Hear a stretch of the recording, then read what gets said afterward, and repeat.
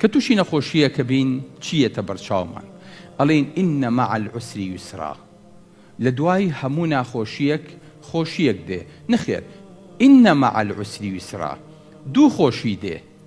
عومەری کوڕی خەتابە فەرمێ وەلەن یوغلەبە عسر یوسرەین، قەت عسرێک کە یەک دانەیە ناتوانێ بەسەر دوا نازاڵ بێ کە یوسرە، واتە لە دوای هەموو ناخۆشیەک دوو خۆشی دێ.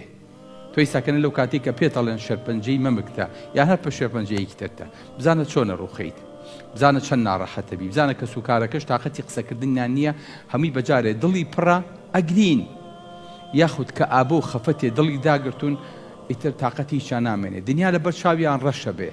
ئەلێ دکتۆر جان تخوا پەلەم لێ مەکە، چکە مێشکم ئیش ناکایسە تەواو. فأصبح فؤاد أم موسى فارغا، دڵی هیچی تیان نامێنێ، سفرە بێتەوە.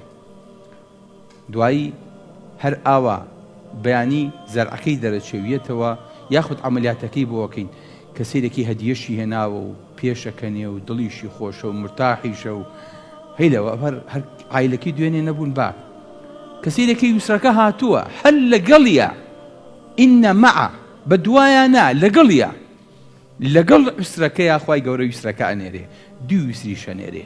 چۆنە دڵی ئەم کەسە بۆ گۆڕە؟ ئەوە تەنها لای خوای گەورەیە کە عەبدەکەی بە تەنیا بەجێ نایەڵێ.